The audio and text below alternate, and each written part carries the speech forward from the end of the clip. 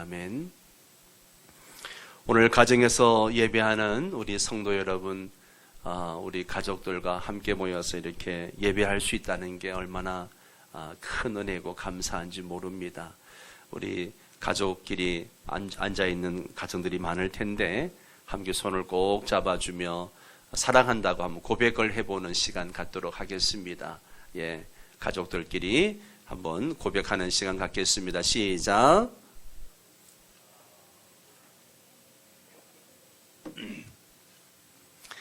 예, 한 주간 계속 기도하면서 코로나로 힘든 시간을 보내고 있는 성도들을 생각하면 참 마음이 많이 무겁습니다.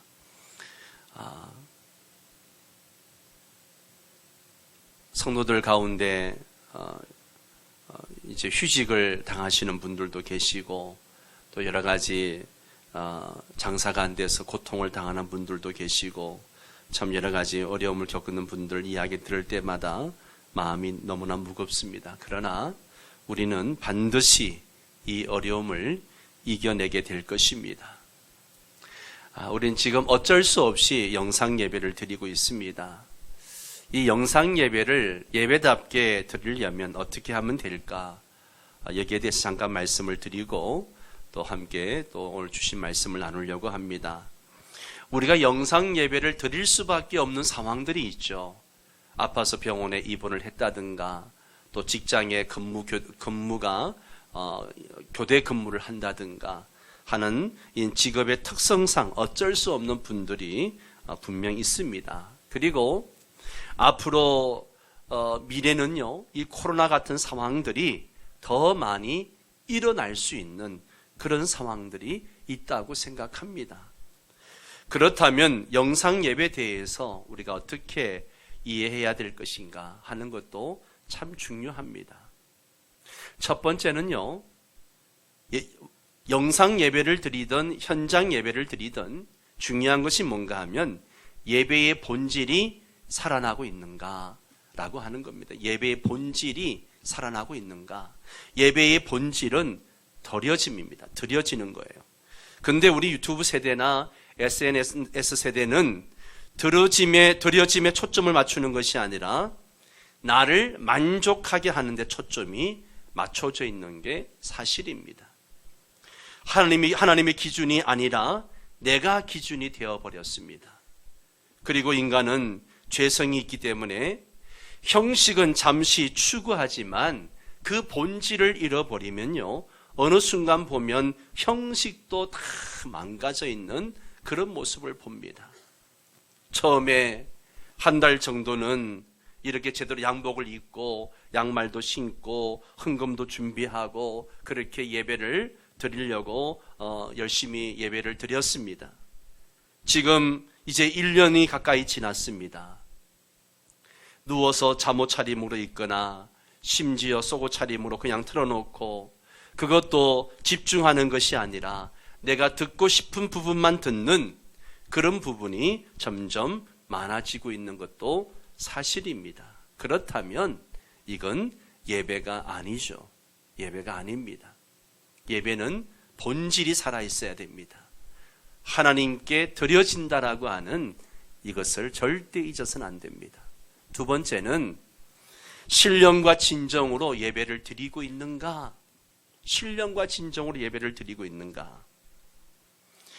내가 영상 예배를 통해서 예배 드리고 있어도 그 예배 중심부에 신령과 진정으로 성령의 임재 가운데 진리로 드려지는 예배라면 그 예배는 하나님이 기뻐 받으십니다.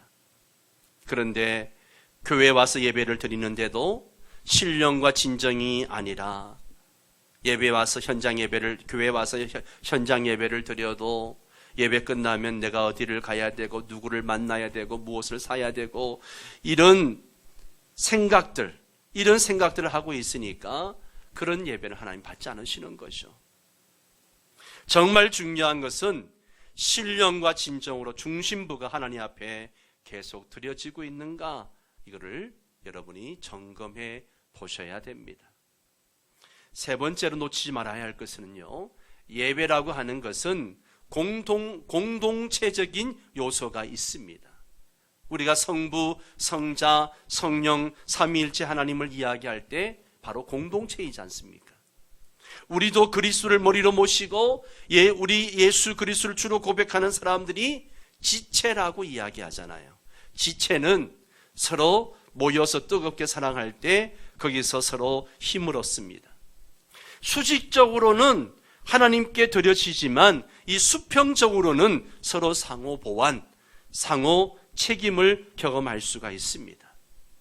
그래서 예배는 수직적인 요소도 있지만 수평적 요소도 있는 것입니다. 뜨겁게 사랑하면 그것이 경험되어지는 겁니다. 찬양 가사 중에 사랑의 나눔 있는 곳에 하나님께서 계시도다 라는 찬양이 있죠. 참 이 찬양의 고백이 너무 좋은데요. 그런데 그 예배를 통해서 정말 충분히 수직적으로 드려지면 수평적인 그 사랑이 흘러가게 되어져 있다는 거죠. 여러분들이 가정에서 영상으로 예배를 드려도 수직적으로 정말 하나님께 드려지는 예배를 드린다면 여러분이 그 하나님의 은혜와 사랑이 수평적으로 가족들에게도 흘러가게 되고 여러분의 가정이 회복되어지는 그런 은혜를 경험하게 될 것입니다. 그게 흘러가지 않는다면 분명 수직적인 사랑도 단절되어져 있습니다. 진짜 예배가 드려지면요, 반드시 수평적으로도 흘러 들어가고 그것이 사회적으로 나타나는 현상이 바로 세상의 소금과 빛으로 나타나는 거죠. 그래서 예배가 참 중요하다고 하는 이유가 뭔가 하면 현장 예배든 영상 예배든 드려짐이 분명히 하나님께 드려짐이 분명하고 그 드려짐 속에 하나님의 은혜와 사랑이 있다면 그 은혜와 사랑은요 수평적으로 흘러가게 되어져 있어요. 성도들 간에 흘러가게 되어 있고요. 그것이 우리의 삶을 더 은혜롭게 하고 또 세상 가운데 빛과 소금 역할을 감당하게 하는 것입니다. 그래서는 영상으로 드려도 본질이 살아있는가, 신령과 진정으로 드려지고 있는가, 공동체적인 요소가 죽지 않고 살아있는가. 그러니까 내가 영상으로 드릴 수밖에 없는 상황에도 교회 안에 다른 지체들을 내가 집에서 영상으로 예배 드리고 있지만 그 지체들을 품고 기도하고 또 내가 섬길 수 있는 대상들을 위해서 기도하고 상호 보완, 상호 책임의 일이 일어나고 있다면 얼마든지 그것은 가능하다고 생각합니다. 가장 놓치지 말아야 할 핵심은요, 영상 예배든 현장 예배든 정말 주님께 영광을 돌리는데 내가 초점을 맞추고 있는가. 그게 아니라면 옛날 읽었던 책 중에 이런 제목의 책이 있습니다.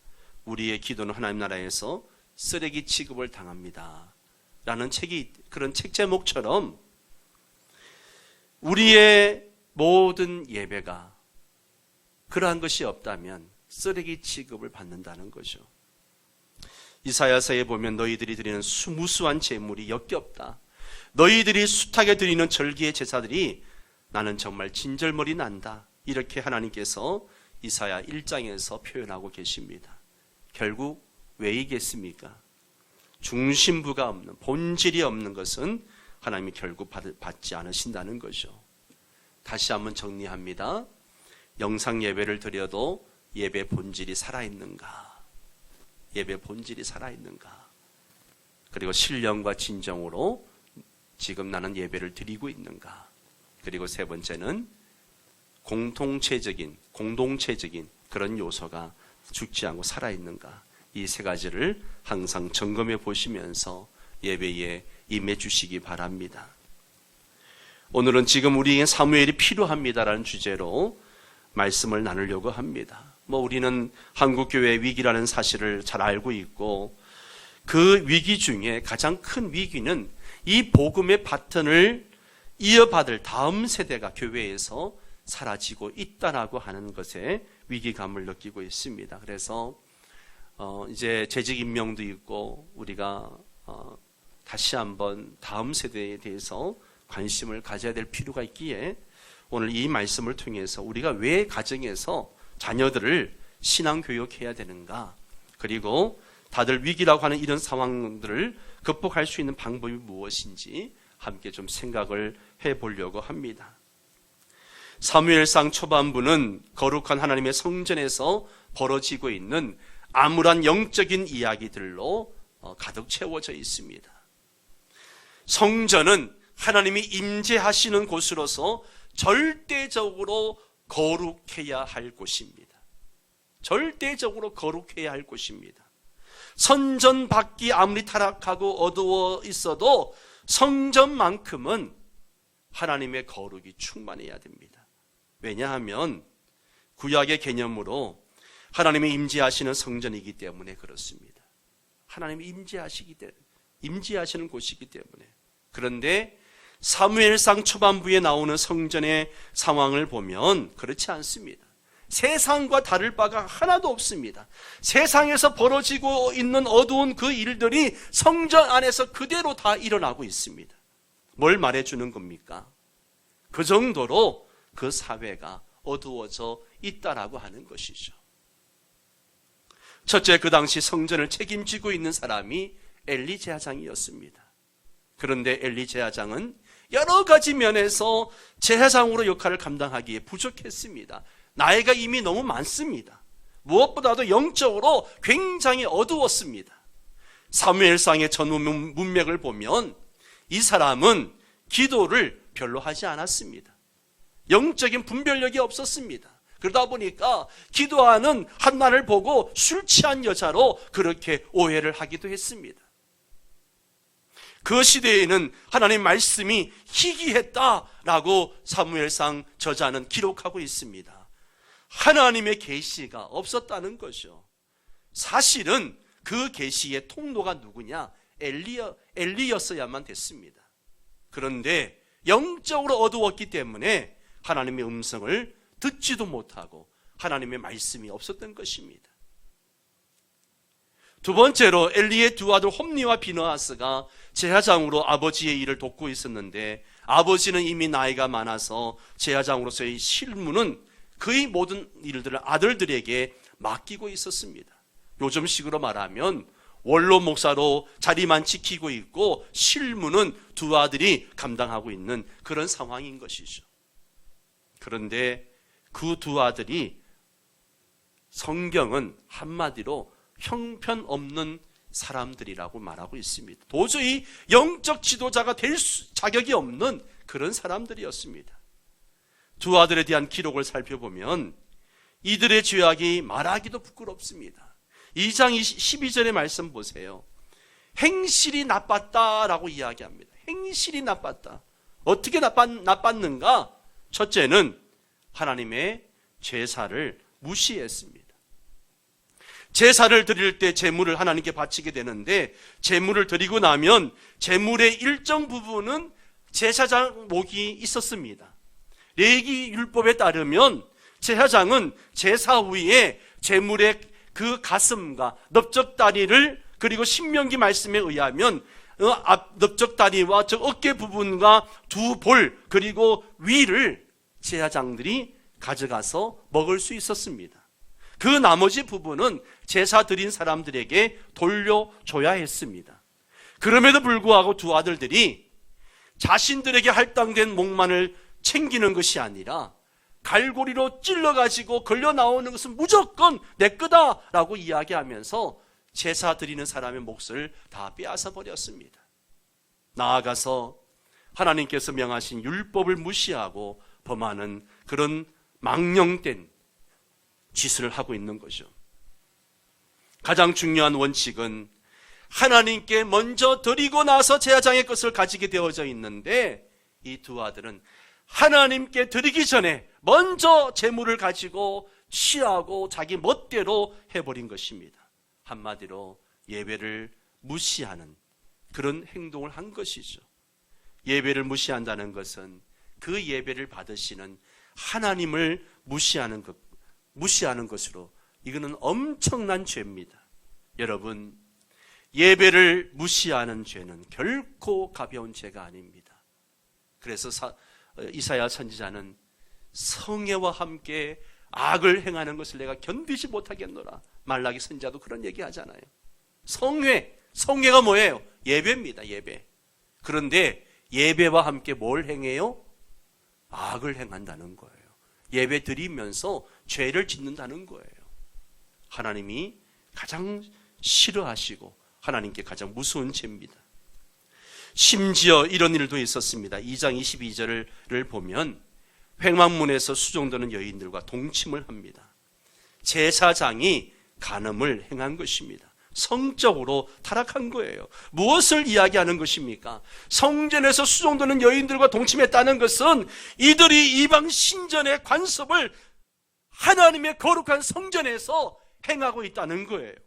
그 당시 이방 신전에서는 제사를 드리고 나면 그 신전에 있는 창녀들과 또 남창들과 그렇게 성적인 유의를 즐기고 쾌락을 즐겼습니다. 그런데 지금 홈리와 피느하스가 이 더러운 이방 신전에서나 하는 악한 일을 하나님의 거룩한 성전에서 행하고 있다는 거예요. 성전 안에서 이들은 온갖 파렴치한 죄들을 다 짓고 살았던 것입니다. 가장 거룩해야 할 곳인 성전을 죄악으로 물들어 놓고 말았습니다. 그런데 이들이 제사장의 아들이고 또 제사장인데 왜 이런 어처구니 없는 행동들을 하게 된 것일까? 성경은 이렇게 말하고 있습니다. 12절을 다시 한번 같이 읽습니다. 엘리의 아들들은 행실이 나빠 여호와를 알지 못하더라. 아멘. 자, 오늘 성경은 딱 한 줄로 얘기합니다. 이들이 여호와를 알지 못했다. 여러분, 왜 이들이 하나님을 알지 못했을까요? 어릴 때부터 성전에서 자랐고 주일학교를 다니고 신앙교육을 받는, 요즘 식으로 얘기하면 모태신앙인데, 모태신앙을 가진 사람인데 왜 하나님을 모른다라고 이야기를 하고 있을까? 여러분, 이게 이해가 가시나요? 이해가 가시나요? 모태신앙이에요. 교회에서 자랐습니다. 주일학교를 어릴 때부터 주일학교를 다녔어요. 또 신앙교육도 잘 받았습니다. 그런데 성경은 하나님을 몰랐다라고 이야기합니다. 이해가 되십니까? 충분히 그럴 수 있습니다. 하나님을 모른다는 것은 지식적으로는 모른다는 것이 아니라 하나님을 만난 경험이 없는 거예요. 교회는 오래 다녔지만 하나님을 체험적으로 나의 하나님으로 만난 경험이 전혀 없는 것이죠. 그러니 죄가 얼마나 무서운지, 하나님이 얼마나 그걸 싫어하는지, 반대로 하나님이 뭘 기뻐하시는지 모르는 것입니다. 그러니 교회는 오래 다녀도 하나님을 모르고 믿지 않는 불신자나 마찬가지인 거죠. 얼마든지 이렇게 될 수 있습니다. 우리 자녀들이 부모님 때문에 교회만 다니고 성장하면서 하나님을 나의 하나님으로 만나지 못하면 엘리의 자녀들 같은 사람이 될 수 있다는 거예요. 여러분의 자녀도 얼마든지 이렇게 될 수 있다는 것을 성경은 보여주고 있는 겁니다. 이번 주에 한 가정을 신방을 했는데, 신방을 가면 제가 꼭 기도 제목을 묻습니다. 그런데 그 집사님이 기도 제목을, 이런 기도 제목을 내놓습니다. 내 아들이 하나님을 체험하는, 경험하는 그런 아들이 되었으면 좋겠습니다. 그 아들이 고등학교 2학년이고 이제 대학도 가야 되고 해야 되는데, 나는 하나님 우리 아들 좋은 대학 가게 해주세요, 공부 잘하게 해주세요, 이런 기도 제목을 나눌 줄 알았는데 하나님을 체험적으로 만났으면 좋겠습니다. 그런 기도 제목을 내놓습니다. 얼마나 귀한 기도 제목인지 몰라요. 엘리와 자녀들은 하나님을 알지 못하니까 자신의 욕망대로, 자기 마음대로 행동하는 것을 봅니다. 세상 사람들과 다를 바가 하나도 없는 것을 봅니다. 그런데 더 큰 문제는 아들들의 이런 잘못된 행동을 보는 엘리 제사장의 자세입니다. 22절 말씀을 또 한번 같이 읽을까요? 시작. 엘리가 매우 늙었더니 그의 아들들이 온 이스라엘에게 행한 모든 일과 회막문에서 수종드는 여인들과 동침하였음을 듣고 알고 듣고 있습니다. 엘리는 자기 아들들이 어떤 짓을 했는지 알고 있습니다. 그런데 엘리의 반응을 보십시오. 23절 이하를 쉬운 성경 버전으로 한번 같이 읽을까요? 엘리가 자기 아들들에게 말했습니다. 어찌하여 너희가 이런 나쁜 일들을 하느냐? 내가 너희들이 한 모든 일들을 이 백성들을 통해 다 듣고 있다. 얘들아, 그러면 안 된다. 너희들에 대한 소문이 좋지 않다. 너희가 이 백성에게 죄를 짓게 만드는구나. 다른 사람에게 죄를 지으면 하나님께서 도와주실 수 있으나 여호와께 죄를 지으면 누가 구해줄 수 있겠느냐. 그러나 엘리의 아들들은 아버지의 말을 들으려 하지 않았습니다. 그것은 이미 여호와께서 그들을 죽이려고 결심하셨기 때문입니다. 아들들이 온갖 나쁜 죄를 짓고 있는 것을 알고 있었습니다. 그렇게 죄를 지으면 엄하게 징계를 해야 되는데 그냥 말로 타이릅니다. 얘야, 소문이 좋지 않다. 그러면 안 된다. 이 정도는 거죠. 예. 이런 죄는요, 그렇게 부드럽게 타일러서 해결할 수 있는 문제가 아니죠. 강력한 징계를 해야 되는데 그렇게 하지 못했습니다. 왜 그랬을까요? 엘리의 빗나간 사랑 때문입니다. 성경은 엘리의 이런 태도에 대해서 정확하게 평가를 하고 있죠. 29절 말씀을 봅니다. 너희는 어찌하여 내가 내 처소에서 명령한 내 제물과 예물을 밟으며, 같이 읽습니다. 네 아들들을 나보다 더 중히 여겨 내 백성 이스라엘이 드리는 가장 좋은 것으로 너희들을 살찌게 하느냐. 29절 말씀을 보면 엘리의 문제가 뭐예요? 자식들을 하나님보다 더 중하게, 귀중하게 여겼다는 겁니다. 엘리는 하나님을 가장 사랑한 것이 아니라 하나님보다 자녀들을 더 사랑한 것입니다. 그래서 자식들이 잘못한 것을 알지만 내 자식이라, 너무 이쁜 자식들이라 징계하지 못한 것입니다. 저는 이것이 빗나간 사랑이라고 생각합니다. 왜냐하면 부모의 이 빗나간 사랑이 결국은 자식을 망치게 되고 하나님의 심판을 받아 비참하게 죽게 만들었기 때문에 그렇습니다. 우리가 사무엘상을 읽으면서 그런 비통함을 느끼잖아요. 하나님이 얼마나 화가 나셨으면 이렇게까지 말씀하셨을까요? 이걸 누가 알아야 합니까? 엘리가 알아야 합니다. 그런데 알면서도 엘리는 자식들을 징계하지 못했습니다. 왜요? 내 자식이라서 시런소리 엄한 징계를 못했던 거예요. 오늘 우리 시대에도 이런 일이 없다라고 볼 수가 없습니다. 오늘 이 시대는 자식이 우상입니다. 하나님보다 자식을 더 사랑합니다. 부모들이 하나님을 두려워하는 것이 아니라 자식을 두려워합니다. 그래서 자식들이 하나님 앞에 바르게 살지 못해도 징계를 하지 못합니다. 도리어 자식들에게 끌려가는 거죠.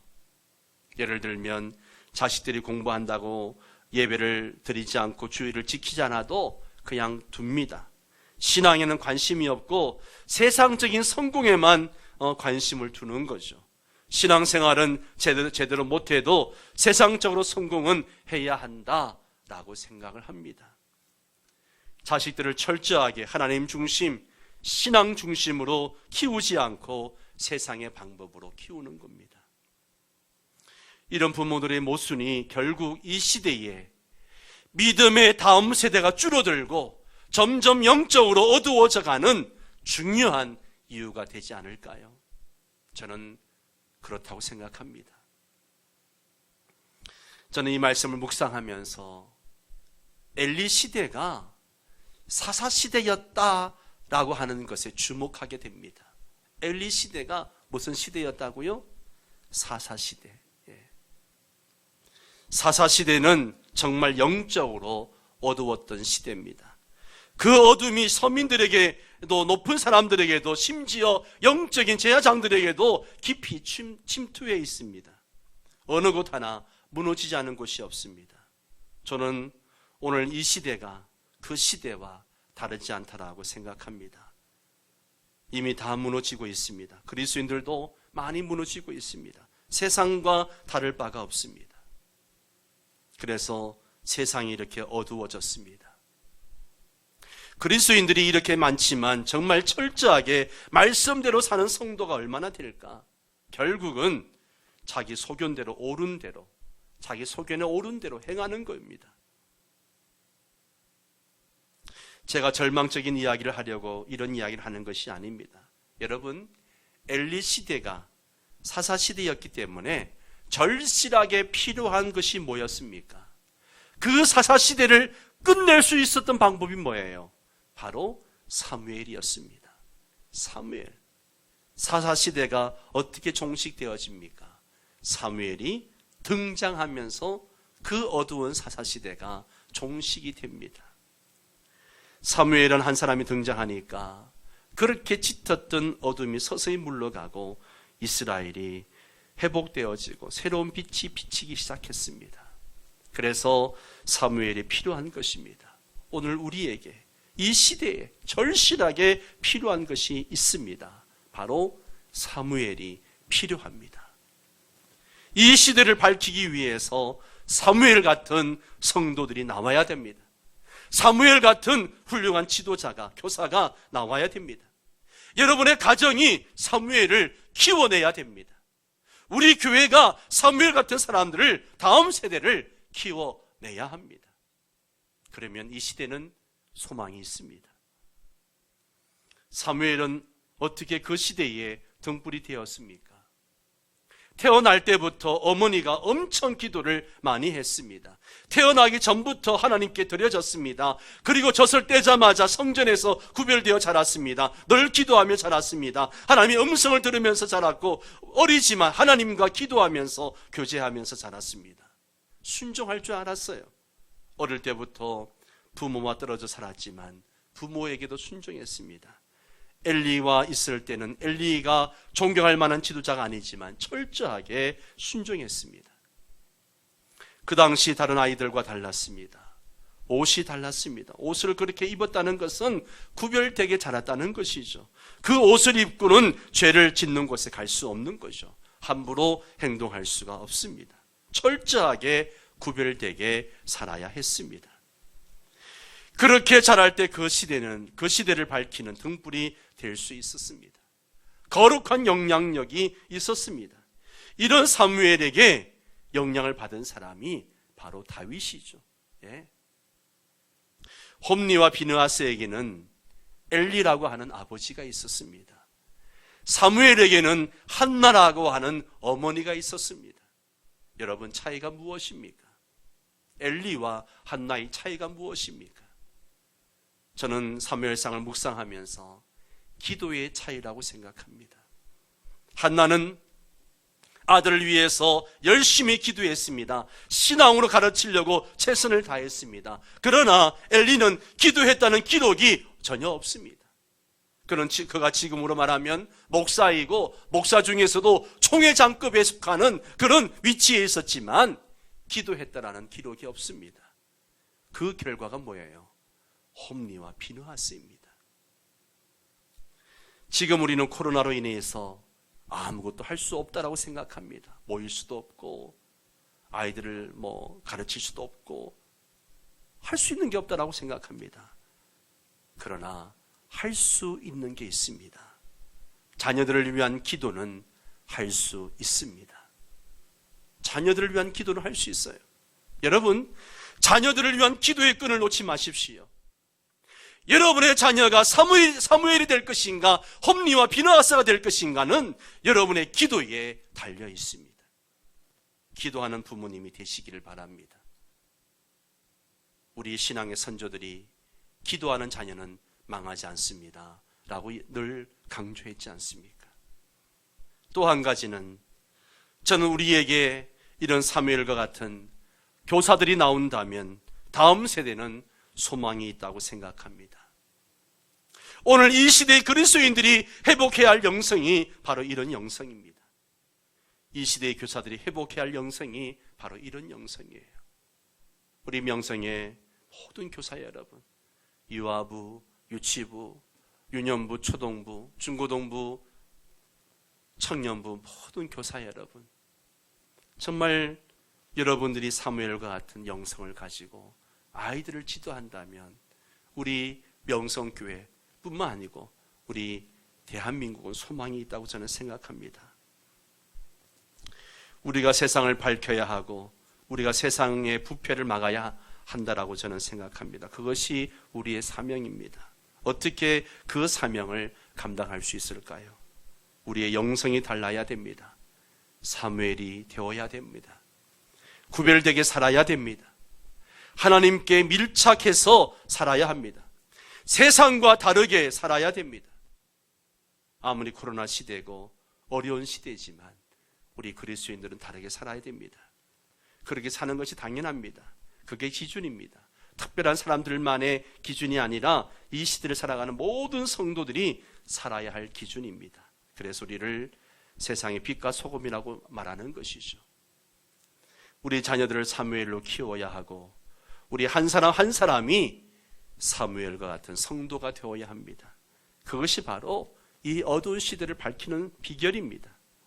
영적으로 너무나 어두운 시대를 살아가는 우리 성도들, 저와 여러분의 책임이 큽니다. 그 책임을 회피하지 마십시오.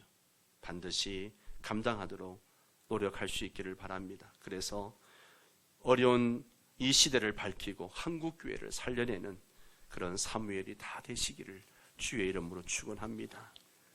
함께 자리에서 일어나셔서